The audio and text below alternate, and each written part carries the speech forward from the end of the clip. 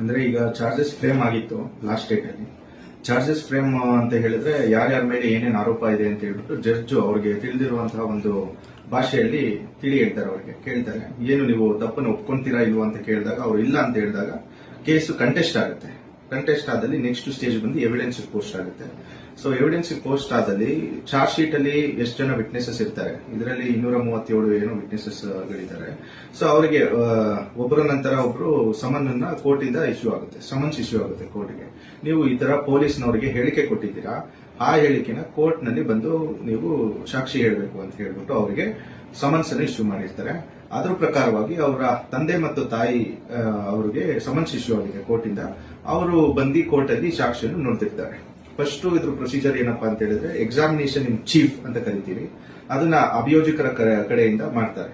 ಅಂದ್ರೆ ಏನ್ ಸಾಕ್ಷಿನ ಹೇಳಿರ್ತಾರೆ ಅದನ್ನ ತಿರ್ಗಾ ಒಂದ್ಸತಿ ಅವರ ಮೈಂಡ್ ರಿಫ್ರೆಶ್ ಮಾಡ್ಲಿಕ್ಕೆ ತಿರ್ಗಾ ಪಬ್ಲಿಕ್ ಪ್ರಾಸಿಕ್ಯೂಟರ್ ಕಡೆಯಿಂದ ಮಾಡಿಸ್ತಾರೆ.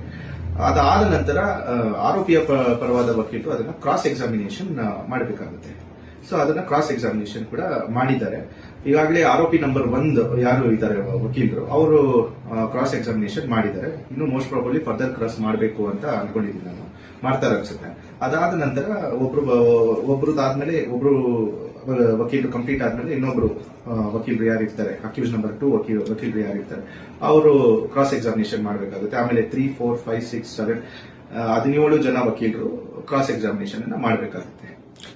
ಈ ತರ ಅಂದ್ರೆ ಸರ್ ಈಗ ಮಾಡಿರೋದು ಅವರ ತಂದೆ ತಾಯಿ ಅವರ ಸರ್? ಹೌದು. ಓಕೆ, ಯಾವ್ಯಾವ ತರ ಸರ್ ಏನೇನು ಕೇಳಿರ್ಬೋದು, ಏನೇನು ಕೇಳಿದಾರೆ ಅಂತ? ಅಂದ್ರೆ ಅವರು ಸಾಕ್ಷಿಯನ್ನು ನುಡಿದಿರ್ತಾರೆ. ಯೂಶಲಿ ಅವರು ಪೊಲೀಸರ ಮುಂದೆ ಏನು ಸಾಕ್ಷಿಯನ್ನು ನುಡಿದಿರ್ತಾರೆ, ನನ್ನ ಮಗ ಕಾಣೆ ಆಗಿದ್ದ, ಇಂಥ ದಿನ ಆಚೆ ಹೋಗಿದ್ದ, ಇಂಥ ಬಟ್ಟೆ ಧರಿಸಿದ್ದ, ಸೊ ಆಚೆ ಹೋದವನು ಒಂದಿರ್ಗ ವಾಪಸ್ ಬಂದಿಲ್ಲ ಅಂತ ಹೇಳ್ಬಿಟ್ಟು ಸಾಕ್ಷಿ ನುಡಿದಿರ್ತಾರೆ. ಅದನ್ನೇ ಅಲ್ಲಿ ಎಕ್ಸಾಮಿನೇಷನ್ ಇನ್ ಚೀಫ್ ಅಲ್ಲಿ ಹೇಳಿರ್ತಾರೆ. ತಿರ್ಗಾ ಅದನ್ನ ಇವರು ಕ್ರಾಸ್ ಕ್ವಶನ್ ಮಾಡಿರ್ತಾರೆ, ಯಾವಾಗ, ಹೆಂಗೆ, ಎಲ್ಲಿ ಆಗಿತ್ತು ಅಂತ ಹೇಳ್ಬಿಟ್ಟು ಕೇಳಿರ್ತಾರೆ. ಅದೇ ತರ ಅವರು ಏನ್ ಸಾಕ್ಷಿಯನ್ನು ನುಡಿದಿರ್ತಾರೆ ಅದೇ ತರ ಇವರು ಉತ್ತರ ಕೊಡಬೇಕಾಗುತ್ತೆ. ಏನಾದ್ರೂ ಸ್ವಲ್ಪ ಈ ಕಡೆ ಆ ಕಡೆ ಕೊಟ್ಟಲ್ಲಿ ಏನಾಗುತ್ತೆ, ಡಿಫೆನ್ಸ್ಗೆ ಉಪಯೋಗ ಆಗುತ್ತೆ. ದರ್ಶನ್ಗೆ ಆಗ್ಲಿ ಅಥವಾ ಅವರ ಪರವಾದ ಯಾರ್ಯಾರು ಇರ್ತಾರೆ ಅವರ ಕೋ ಅಕ್ಯೂಸ್ಡ್ಗಳು ಅವರೆಲ್ಲರಿಗೂ ಉಪಯೋಗ ಆಗುತ್ತೆ. ಫರ್ದರ್ ಇನ್ ನೆಕ್ಸ್ಟ್ ಆರ್ಗ್ಯುಮೆಂಟ್ ಸ್ಟೇಜ್ ಅಲ್ಲಿ ಅದು ಉಪಯೋಗ ಆಗುತ್ತೆ.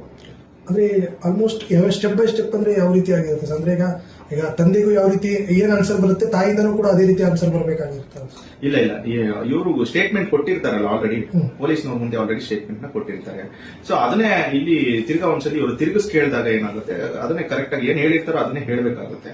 ಕೆಲವೊಂದ್ಸತಿ ಹೇಳಕ್ಕಾಗಿಲ್ಲ, ಮರ್ತೋಗಿರ್ತಾರೆ, ಆತರ ಏನಾದ್ರು ಆದ್ರೆ ಡಿಫೆನ್ಸ್ ಕಡೆ ಅವರಿಗೆ ಅದು ಉಪಯೋಗ ಆಗುತ್ತೆ. ಓಕೆ ಸರ್, ಈಗ ಇಲ್ಲಿ ಅದೇ ನಡೆದಿರೋದೆಲ್ಲ ಬೆಂಗಳೂರಲ್ಲಿ ಅಂತ, ಬಟ್ ಅವ್ರನ್ನ ಕ್ರಾಸ್ ಎಕ್ಸಾಮಿನೇಷನ್ ಅಂದ್ರೆ ಎಷ್ಟು ಸತಿ ಮಾಡಬಹುದು ಸರ್?